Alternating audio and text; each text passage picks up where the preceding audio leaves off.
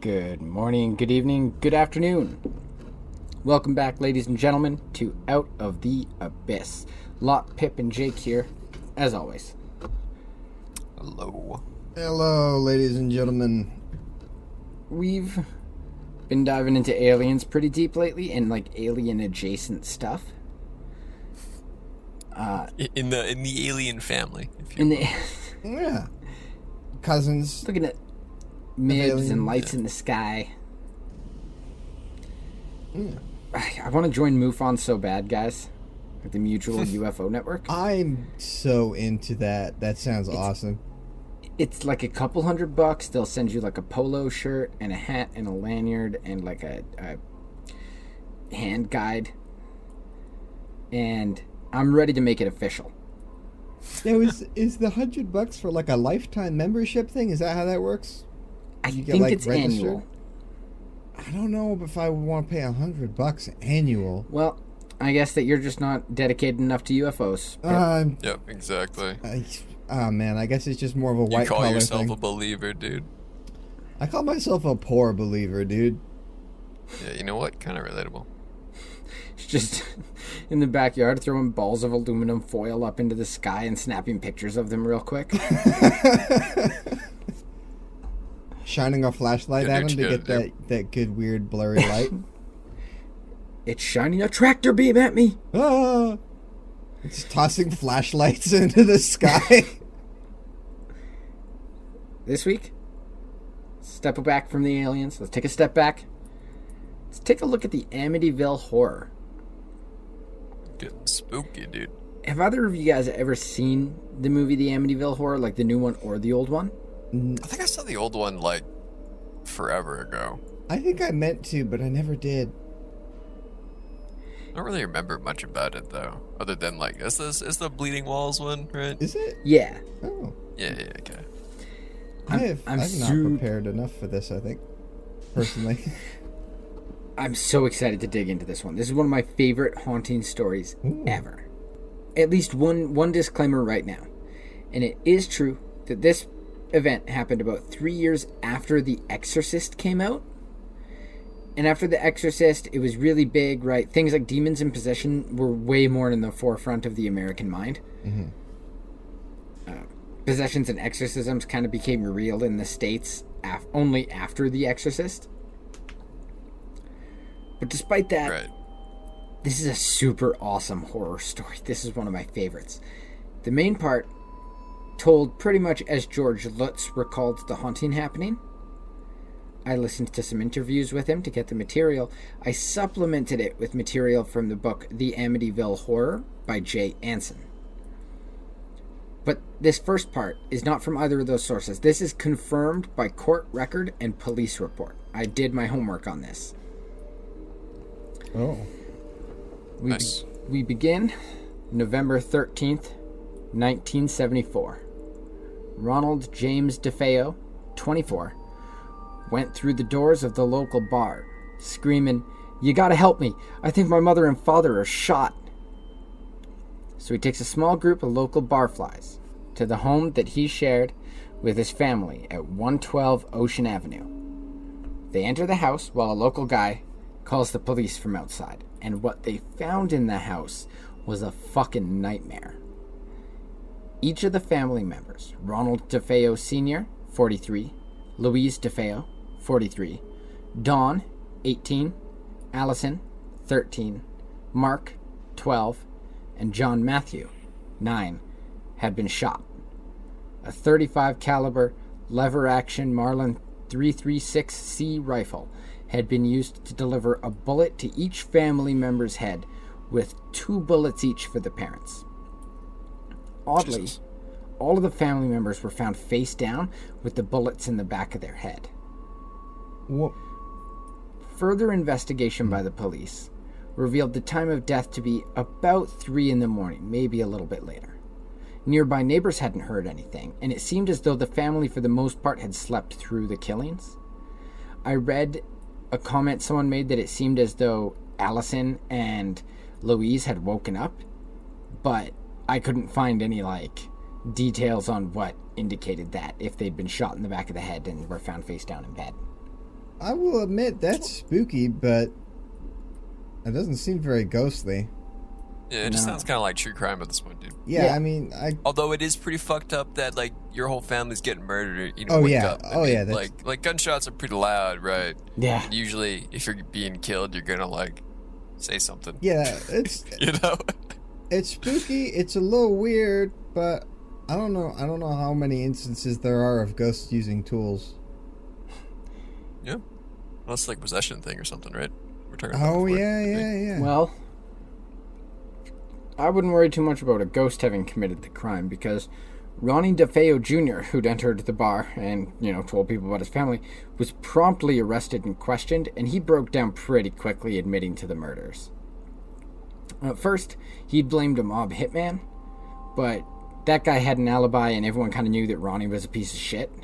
Yo, hold on. So he just knew a mob hitman? Yeah, they were like... The neighborhood mob hitman. Don't you have one of those? Oh yeah, he just wanders around. He's got a suit and he just hands out his cards. It's like, you need somebody whacked. They were a New York Italian family. I guess. Yeah, exactly. The DeFeos. Yeah, so it's an Italian name. I guess Ronnie's kind of a DeFeo. mob adjacent name. Ronnie is totally a mob name. And any name that ends with Y is totally a mob name. Yeah, that's a good point. Prove me wrong. Ronnie Jr. We call you Jakey. You're immediately part of the mob. Yeah, I guess so. Hey, Pippi's gonna be sleeping with the cement shoes. Hey, we got no mold Jakey here. He hates that mold. Those really sound Italian. I don't know what that sounds like. I can't do some accents, dude. Yeah, me neither. I just don't try. Well, you never get better at it if you don't practice. True. Never fail if you don't do it, dude. Also true. How else am I gonna get good at my Italian accents? I wish I had an answer for you. Go to Italy. Go to Italy. Exactly. I would love to go to anyway. Italy, dude. Beautiful country. Let's reel it in. So Ronnie Jr. said, once I started, I just couldn't stop. It went so fast. It's kind of fucked up when some dude makes murdering his whole family sound like eating a bag of potato chips. A dude just broke the seal. And he claimed a whole bunch of really wild things during the trial. Like he was like, I heard my family was planning to kill me. Or he was, that he said that he wanted his father's life insurance money. Or he said that he'd seen the apparition of a woman who gave him the rifle and told him to kill. But in the end, a psychologist came in, testified that DeFeo had antisocial personality disorder and was using LSD frequently, but was nonetheless aware that what he was doing was wrong, which was evidenced by him hiding the rifle and the shell casings before he went to work the day following the murders. And because of that, he was sentenced to 6 life sentences in prison. And he actually passed away just a couple of months ago on March 12th, 2021. What a piece of shit. Now, that whole tragedy is brutal. But the story that we're looking at begins a little bit after the DeFeo murders with a new family. George and Kathy Lutz had been shopping around for months looking for a new house. They were both divorced from previous marriages and remarried to each other. And they had both had kids and they had previous homes, but they wanted to kind of consolidate. So they said they'd sell their houses, find something that they both liked, and have a little extra nest egg of cash for their new family. Beauty. As you do. They spent all summer and most of autumn looking for the perfect place for them to settle down. And finally they found it. It was a gorgeous Dutch colonial style home at 112 Ocean Avenue, and they could not believe their luck. Check this out. So it's 6-bedroom, Dutch colonial, big living room, big dining room, enclosed porch, 3.5 baths, finished basement, 2-car garage, heated swimming pool, and a large boathouse on the waterfront, which their property is. How much? That's like everything you want, dude. Yeah. How much do you figure? Great place. that property goes for. For comparison, so you guys have a frame of reference, I found a house for sale now on the same street with 6 bedrooms, 4.5 baths. It is selling for $2,850,000 on the market. So what do you think they paid in the mid-70s for this house? I don't know, like 400, 500 grand, something like that. Yeah, that seems closer to what you would expect. I read ahead, though, and I accidentally spoiled myself on the price. Oh, no. Dude, you can't do that. Who does that?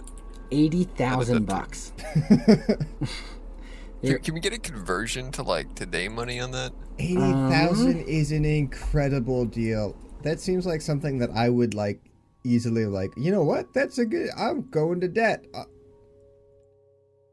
for that. I'm going to debt, dude. I'm going to debt. I'm going to the bank. I've never had that much money at one time in my life, but I would go to the bank and get a loan. Converted directly across, it would be in today money $393,869. Damn. Yeah. Maybe I would. That's so cheap. In today money? Yeah. Today money. Yeah.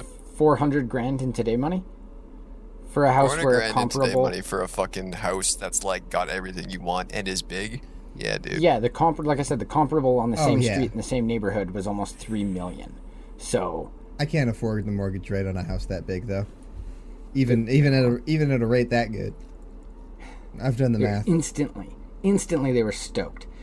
But after the viewing, the real estate agent warned them that this was the home of the DeFeo murders. And George and Kathy weren't sure what that was, but the trial was actually just concluding. And after a little bit of prodding, the agent told George and Kathy the basics of the sordid tale. All the details weren't out yet because the trial was still underway. But everyone knew that, like, Ronnie DeFeo murdered his family. So, the Lutzes handled it responsibly. They call a family meeting. They tell the kids the history of the house. Everyone agrees that they can handle it. They aren't superstitious. It's such a nice house, such a nice property. More than worth it. So, they made plans for room assignments. Bedrooms allotted, playrooms picked out, even a sewing room was picked. Nice. And that's how you know you've sold it, dude. Oh, yeah. And this whole process, by the way, moving in, made so much easier because the DeFeo's furniture was all still there. They got most of it with the purchase of the house and shelled out $400 for the rest. So, like, they didn't have the bloodstained mattresses and shit, but they had, like, the bed sets. They had the wardrobes and the couches and the chairs. It's one thing living in a dead person's house, but when you're, like, using a dead person's bed, like, that's... I draw the line there, dude. I mean, listen, I'd be like, you know what? Yeah, sure. This house is totally haunted. Because, I mean, like, I would love to maybe see a ghost, but with all the old person's stuff there, it's literally like you've walked into someone else's house and it's yours now, and that one feels way more hauntable. Yeah. Than if you were to have all your own stuff there. Haunt level goes way up. Oh, yeah. The ghost quotient is so much higher. So, they decided to move in, and prudently, they decided to have the house blessed when they moved in. That's probably prudent. That's one I wouldn't have thought to do. They call Father Ralph Pecoraro, and he goes through the house blessing it. That actually is his name. Can you say his name again? Father Ralph Pecoraro. Pecoraro. Oh, God, I'm mature. You're immature. Shut up. Yeah. That was stuck up on me. So he finishes the blessing, and he refuses any kind of payment, and then he asks about one of the back bedrooms. And this was the room they didn't know at the time. This was the room where the 2 youngest boys had both been shot. And the Lutzes were like, we're going to turn that into a sewing room. And the father seemed really relieved. And when he was pressed, he just said that the room made him a little uncomfortable. He didn't expand on that. Huh. It's at that point that you'd be like, hey, Father, can you just, like, that one particular room that gives you the heebie-jeebies, can you, like, double up on the blessing there? Give a little... Yeah, can we get a 2-time on that, please? Yeah, take 2. So, the father left, and it was time to start unpacking. They did so, and began their time in the house. It was December 18th, 1975, and the Lutz family would remain in their new Amityville home for only 28 days.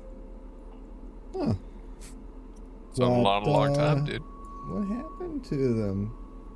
I think it got haunted. No, I'm not an expert, but I ain't one of them big city ghost experts, but I reckon. I reckon there was a horror. So, according to George, one of the first weird things was that their youngest daughter, Missy, acquired a new imaginary friend. Oh, That's good stuff. That's always how it starts, That's always just a bad sign. If I ever have kids and they get an imaginary friend, I'm immediately going to be creeped out. It's not real. It's in your fucking head. Shut up. You're alone. I never had an imaginary friend. That's surprising, actually. Jody, Missy exclaimed proudly. I like how we just immediately went on to I tried so hard to just head off the conversation after that perfectly timed jab so that we could just move on. Oh, thank you. Jody, Missy exclaimed proudly, was the name of this new erstwhile companion. And now this is just good old-fashioned fun. This is some classic kids being creepy as fuck shit, because Missy starts asking questions. She's like, are there angels? She's like, can angels talk? And then, she moves on to, Jody is an angel. And then one of my personal favorites, Jody says we'll all live here together forever. Yep. Pack your things, kids. We're moving. Hey, Father Pecoraro, can you come back?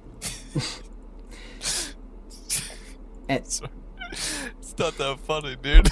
It really isn't that funny. Dude, can we get a refund on that blessing? The father's like, did you keep your receipt? Also, the holy receipt. How long does that blessing go for? What's the warranty on that? You didn't pay the $4.99 for the 2-year extended warranty. Can I get a blessing subscription? It's like subscribing to a program where if you go on an annual plan, it's cheaper per month. You got a loot box for prayers every once a week. You got some rosaries and incense. If you buy the maximum package, you get 30% free blessings. There you go, dude. Bonus Holy blessings. Payment plan, dude. Once a month, a free in-person blessing. George also began to wake up at 3:15 a.m. every night, 3 in the morning. And he could never get a full night's sleep. There'd be a knock at the door with no one there, or a feeling like he'd wake up and be like, I left the door unlocked, except it wasn't, or he'd just have a vague anxiety. But always, every night, 3:15 a.m. George kind of started to get surly and grumpy from this lack of sleep, right? As you do. Right. Plus, the house was always cold. Granted, this was a New York winter, which I hear gets really cold and wet. Fucked if I know. But no matter how big of a fire they'd build in the hearth, it was always cold. And then came a whole goddamn litany of tiny little plagues. The toilets would become filled with a black ooze that wouldn't disappear. The sewing room became filled with flies that would coat the windows and make an audible hum. I mean, I had one summer that was a little like that with the flies. Not with the, the goo, but... Yeah. The goo. Listen, you get enough flies, it's a lot, dude. And the crazy thing, though, is, this was winter. Like I said, the house was always freezing. And they were clustered around a window that led to, outside. So, how the fuck were these flies there? I don't know. You see, if that happened, you just open the fucking window. They will all drop dead from the cold immediately. You could see them go They did that, but there would just be more flies. There's just always more flies. All right, well, you close the door, open that window. That room is not part of the house anymore. Problem solved. Thing is, it's all cold, so you can't leave the window open. That's why you shut the door. Put a towel under there. Seal it. This was around Christmas, and George and Kathy began to prepare for the holiday, despite the flies and the cold and the black ooze. And the black ooze, by the way, was accompanied by this really nasty smell that, like, I was just kind of bitching about. It necessitated them opening all the windows in the house to, like, air the house open, or air the house out to get rid of the smell, which would just make the house colder. It's a lose-lose situation, dude, honestly. Yeah. Although, I mean, the bad smell ooze might be just like a weird sewer issue. One of them just destroyed the toilet and was too ashamed to tell anyone. Wait, hold on. When the hell did I become a skeptic? I thought I went into this trying to be a believer, and I've become more skeptic. Yeah, that's what happens. You realize how ridiculous some of it is, dude. When you're faced by the truth, some people just can't handle it. Mm-hmm. Okay. Now, part of Christmas prep is, of course, Christmas shopping. But neither George nor Kathy found that they really wanted to leave the house. And it became kind of a bone of contention between them, a source of arguments and fights. But after a lot of bickering and tension, it finally arrived. Christmas morning, December 25th. Oh, glorious. George awoke at 3:15, and he looked over at Kathy, and he saw something kind of odd, because Kathy had begun a curious habit. In fact, the whole family except George had developed a curious habit. They'd all started sleeping on their stomachs, face down. Oh. George brushed her, checking, and, she woke up instantly, screaming. She was shot in the head. She was shot in the head. I heard the explosions in my head. And you could set this aside as an expression of fear, some kind of release valve for her mind under all the stress and the move and the holiday and the shadowy history of the home and the fates of the people that lived there. Except the detail of exactly where and when and how the DeFeos had been murdered had never been released to the public. That's a shame, because I think if they had been, then perhaps that weird sudden, hey, she was shot in the head, then somebody else could have been like, oh my god, just like the DeFeo murders. That might have been a good indication. Get the fuck out. That might have been, a significant clue for people to know. A little bit of a red flag. Yeah. Well, George helped Kathy relax, fall back asleep. Then, as was his habit, at 3:15 in the morning, he went out to check the boathouse, because he'd developed this kind of fear that it was being, broken into or tampered with somehow. And he'd go out every night to check it when he woke up. The boathouse was fine. It was locked. It was secure. Their dog, a big black Malamute named Henry, was just vibing nearby. Nice. But George looked back, with the half moon lighting up the side of the home, and he saw something that made him really, really scared. Missy, his daughter, was staring at him from the second-floor bedroom window. She was pale and alert, with her eyes tracking his movements in the yard. And behind Missy, George got his first look at Jody, the angel, the imaginary friend. Looming over his daughter's shoulder was the bestial face of a giant pig with glowing red eyes. So he flips out. He races into the house. He's so scared for his daughter. He bursts into her room, and she's asleep, on her stomach, face down in the pillow like everyone else in the house. Sleeping soundly, but weirdly, the little rocking chair by her closed window was slowly and steadily creaking back and forth. Oh no, dude. It's at that point that you point at the, quote, empty chair and say, you need to fuck off. Yeah. This, by the way, just a kid. This kind of thing is actually one of the reasons that I refuse to have any empty chairs facing my bed at any time. Fair enough. I will turn the chairs away before going to bed. And I don't trust like that, dude. It's an open seat and it's an invitation. And that's just one example of the kinds of phenomena that were happening in the house, because it was a lot of really weird stuff. Like, George had received a foot-tall lion statue for Christmas that was made of, porcelain. Weird gift, but okay. What was really weird, this is the 70s, man. Oh, yeah, really you're right. Was that Kathy started seeing the statue move about the house. She didn't see it move, but it would be in one place, and she'd, look up, and then she'd look back, and it would be a couple inches closer to her or further away. Oh, like the elf. And then on after the a bit, she started to find it in different rooms.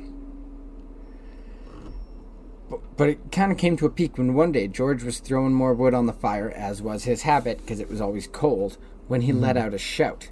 He'd tripped over the statue, which was on the floor instead of on the table where it was kept. Weirdly, though, George had little tooth marks on his ankle. Shit like this would keep happening with the statue until George eventually threw it away. They were just like, I can't do this. And activity certainly happened all throughout the house. But oddest of all was the activity in the sewing room. The room that the father hadn't liked. The children had begun to whisper. They were curious about why they weren't allowed to play in that particular room, with the flies and the cold and the bad feeling it gave everyone. When the kids were thinking about it, Missy claimed that it was, and I quote, because Jody is in there. And the older boys made fun of her for it. Jody's not real. But Kathy noticed that despite the closed door of the room, she kept hearing sounds from it. Banging, like someone opening and closing a window. And Kathy would check. She'd be like, okay, where are the kids? Missy's in her room. The two boys are outside playing. No one else is in the house. And then she would pop the door open and the window is shut. And she's like, shut, latched, okay. And she'd step out and then the banging would start again. God, and she tried really hard to ignore it. Can you imagine one day where you keep checking, like, there's got to be something going on there. You open it just once, that you see the angel. Quote angel. Turns out, trying to ignore that stuff was kind of a bad play, because doors and windows started slamming in other rooms as well. George and Kathy would be awakened in the middle of the night because their covers would be ripped off their body and the bedroom door would slam open and several windows on the second floor of the home would slam open as well, letting in a cold wind. And this would happen again and again and again. I thought it was kind of interesting noting this, that remember that sleep deprivation and exposure to cold are two really classic torture techniques? Yeah. Oh, yeah. I think I didn't even think of that until now, actually. Yeah, I didn't make that connection, but dang, you're right. Gonna need to upgrade that blessing to an exorcism there, Father. Yep. Perhaps a couple of them. Just to be sure. Maybe more than a couple, because this just kept ratcheting up. George would wake up to his 3:15 a.m. supernatural alarm clock and see his wife floating over the bed, covers thrown to the floor, whole house so cold that they could see their breath. I don't like that at all, dude. Even stranger, a few times after that happened, it went a step further. He saw his wife transform in front of him. She would levitate, and then her face would shrivel up, and her hair would become white like an old woman. It's like fucking Digivolves in front of this guy's face, dude. Holy shit. Yeah. And the change you've would last. chosen the wrong cup in the Holy Grail. Yeah, and you just turned to a skeleton. Exactly. Sometimes the change would last for hours. Kathy would look like a woman in her 90s. No teeth, white hair, deep lined face, eyes set way back in the skull. Did he ever say anything about it? Like, hey babe, why you look so old? Yeah, and then she ran to the bathroom and checked, and she was freaking out too because she also saw it. Oh my god. Yeah, okay. I thought she was just asleep and levitating, and then she would levitate back down and wake up and be like a regular woman again or something. And dude, God, seeing someone age that rapidly in front of your face would actually be that would fuck me up. Fucking weird. Two, imagine someone's like, hey, you're super old for some reason. You're like, what? Go look at the mirror right now, and you do, and you are, I am, dude. Jesus, what would you do? I'm like, honestly, I gotta moisturize, I guess. Know what I would do. My first thought would be that I would have to be hit with this immediate fear that I have Alzheimer's and have just forgotten 60 years of my life. Oh my god. Exactly. That'd be my first. I'd be like, oh fuck. That'd be so fucking scary, dude. So, they're freaking out because this is a lot. Bills are mounting. Yeah. George's business wasn't doing so hot, and the pressure was really on. Shit is happening. Missy had taken to saying... I loved it. Missy is just this constant source of terror throughout the story. She'd taken to saying, "Good night, Mommy. Good night, Daddy. Good night, Jody," before bed every night. And they just could not take it. So, you know what it is. The kid's pineal gland hasn't been as calcified as the parents. Yeah, it hasn't been calcified from the fluorinated water. Yeah. So they more called susceptible. Call Father Pecoraro to come back and re-bless the house. And he I was taking a drink, you son of a bitch. So he wouldn't, because he said that he'd become really sick and developed like stigmata after the first blessing. Huh. So he says no. Can you refer us to another holy man then? So they decide, you know what? Fuck it. We're blessing the house ourselves. Let's do it. Grab a Bible, grab a crucifix. So they try to bless the house. They're reading from the Bible in each room. And I'm sorry, but every time someone talks about doing this themselves, I don't picture The Conjuring where like Ed Warren is standing there screaming loudly, gesturing. I picture Monty Python and the Holy Grail where the monks are walking, like speaking Latin and then smacking themselves in the face with a board. Yeah, exactly. Ite nomi domine swag domi. Yeah. So they try to bless the house. They're reading from the Bible, but they'd hear loud noises, like a cacophony of carolers calling out. And eventually they were forced to stop because it was just shrieking, telling them to stop. Just all these voices like it was just in their ears. And they would try again and again and get stopped each time. No way, dude. If you start to bless your house and you get a reaction, then you are doing the right move. Do not stop. Put some earplugs in. Alright, so here's a real question, though. Like, does that shit actually work? If you bless, like I don't know, like, supernatural stuff, does it actually do anything? Or are they just, like, fucking with you? Start carrying iron and salt or something? I don't know, dude. I will tell you that in the Catholic tradition, you can't perform an exorcism if you're not a priest. Right. How do you become a priest? By attending a seminary, and doing the schooling, and learning to be a priest. Damn. I was hoping you can get like an online priesthood.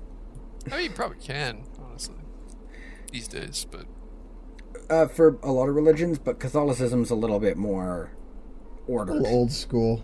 Yeah, it's a little structured. They've had some time to build up the bureaucracy. The priest at this point wasn't answering their calls, by the way. They'd call and it would just be bumped down the line. And then, bit rude. Something new. A green slime that was manifesting coming down the wall as if it was leaking from the ceiling. And they kept looking for a source of this goop, but they couldn't find anything. It was just forming at the top of the wall and rolling down like green jello. Is this the bleeding walls bit? Or is the bleeding itself was just Hollywood being Hollywood. Gotcha. Is that the origin of like why Goosebumps always had that green slime? Sure, dude. Is that what the reference is? I think green slime is just a spooky thing. Yeah.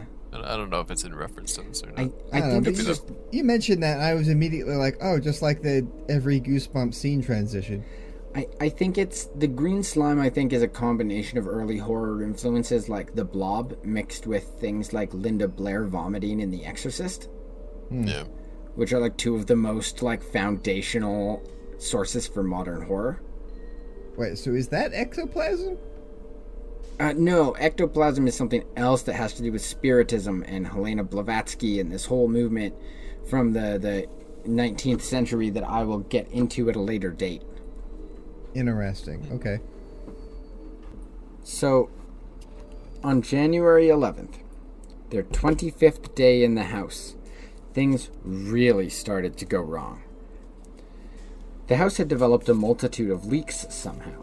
The rains and the wind of the night before had broken 10 windows and warped a bunch of their window locks, which kept them from being fully closed, because this was the 70s and they had those old school fucking windows. Oh, yeah, they used, like, actual wood and never sealed it. Yeah. Yep. So the cupboards inside had become water bloated and they were chipping. The whole house seemed to be degrading around them. Like, take a snapshot of the house, 60 years later after wear and tear, it gets those weird angles and sags and everything's kind of falling apart. It was like that transformation. The temperature inside, still freezing. Everything inside is wet and soaked and starting to get frost on it. The green goop was still coalescing, and the atmosphere of the whole house was getting more and more tense and angry. The family would all sleep on their stomachs, and George would find them cold and unresponsive when he checked them during his nightly 3:15 romp. While George was in the middle of a meltdown one time, just freaking out about the bills and everything, Missy came to him, and she said, "Daddy, Jody is in my room, and she wants to talk to you. He wants to talk to you." And there was some careful prodding and questioning, and Missy revealed that Jody wasn't just an angel, but a great big pig, and George flipped out and ran upstairs. He didn't see anything, and Missy informed him that Jody had to go outside, but now she was back and she wanted to be let in. George and Kathy looked up and saw two beady, glowing red eyes in the window of the room, not as if something was outside, but as if something was peering from the glass of the window itself. Yikes. Kathy freaks out, throws a fucking chair at the window. So they hear a squeal as if in pain, and the glass breaks. So they keep questioning Missy about Jody, because they're like, what the fuck is going on? What the fuck is going on? What the fuck is going on? And Missy proceeds to explain that Jody was a pig, but also an angel. Because he told me so, she said. He talks to me. In fact, Missy would then go on to explain, last night, he said that I was going to live here forever, so I could play with the little boy that's here, that died. Don't like that. Small freak out. It's the little one. Still a little baby freak out, dude. So they tried to tough it out for a few more days, but they just couldn't. It hit that point. They were all sleeping in one bed. The kids were missing school because no one was sleeping. No one wanted to leave the house. Appetites had died. They just couldn't do it anymore. So they fled, leaving most of their possessions behind. It's at that point that you burn your own house down. Yeah. You bought it. It's yours. Fuck the ghosts. Haunting in Connecticut style at the end, where he just burns the whole place. Yeah. But yeah, the marriage didn't last very long after that. Wonder why. And unfortunately, the story does have kind of a disappointing end. Oh. We investigated the claims. I was really starting to come around. Yeah. Same. You investigate the claims and they fall apart. The Warrens became involved at one point, which immediately kind of cast a question mark on it. And the father involved, the priest, swore under oath that he wasn't involved at all with the case. He was like, I didn't know these people. They literally called me once and were like, something's in our house. And I was like, you'll want to call the police. And that was it. Over the years, the kids, too, have said that it was a hoax. Yeah. But goddamn if that isn't some awesome haunting material. I had really wanted to get clips of the Art Bell interview, because Art Bell did a nice interview with George Lutz, and I just didn't have time. But I was thinking I want to do an episode sometime with audio clips, disturbing audio clips. Oh man, listen to a bunch of those, and I can put some excerpts from the interview in there. Because I'll give it to George. He sells the story. You can hear the fear in his voice. You were talking about spooky audio clips. We can definitely get the Kool-Aid incident in there. Yeah, Jonestown. Kool-Aid incident. You know the Kool-Aid incident. Yeah, Jonestown. It's by the way, freaky. It was Flavor Aid, not Kool-Aid. Can't believe they would go out on cheap brand Kool-Aid. Oh, the suicide cult thing? Yeah. Yep. Yeah. Yeah, there is audio of that incident of them all drinking it and being like, all right, hey, kids, drink up. Yeah, they're coming for us. The speech that Jim Jones gave. I was thinking that there's some 911 calls. That would be I don't want to say a fun episode, but that would be an interesting episode. There's one, like, I feel bad. People are going to be like, you shouldn't laugh at this. But the phone call of that lady who owned a chimpanzee, and she was, like, doping up the chimpanzee, and the chimpanzee had hit puberty and started getting kind of testy, and it wanted to go for a car ride. And she was like, no car ride. And then the chimp, like, flipped out and ripped off her friend's face. Oh, yeah. But the phone call is just this lady. I mean, I don't blame her. She's hysterical. But she's literally just being like, you gotta kill him. Get the police. They gotta bring guns. And the guy answering the phone sounds totally disinterested. He's just like, what's happening, ma'am? He's eating her. Eating who, ma'am? What is happening? It's like... We will play and listen to a bunch of those, even if it's dark, and I'll get some good interview bits in there too. Is there like royalty issues with those for some of those more high profile audio clips? I think it's public record.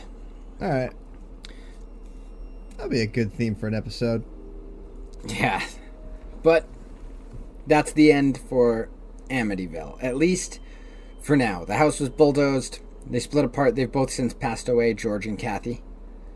Probably for the best with the bulldoze. Like, my only experience with Amityville is from the movie, right? And like, there's a lot more in the movie that I guess was just like super dramatized, right? Yeah, and I will also say that I had to gloss over a lot of stuff. Oh, okay, gotcha. Because we aren't going to do like a 7-hour Amityville podcast. So, yeah. Fuck that shit. Unless there is an episode that is like multiple parts, just so everyone knows, that's when I've hit a topic where I'm like, this has too much depth and it requires more than just 45 minutes an hour of talking about. That's when you'll see me really go in. Any topic other than that, I'm probably glossing over some stuff due to time constraints. Yeah, makes sense. Well, we don't have all the answers because I just don't have the time to tack on another hour of podcasting to go over all of the disavowals of this case. But we want to thank everyone for tuning in. As per usual, we've been hitting around 600 views total. Big news. I've been getting a little pretty pog, dude. I've been getting a little research assistance lately, so I'm hoping to tackle a pretty big case next week and the week after. We'll see what happens. Ooh. Any teasers? Check out alien abduction. Nice. And they did make a movie out of it. That's the teaser. Check out our Twitter at OOTA_POD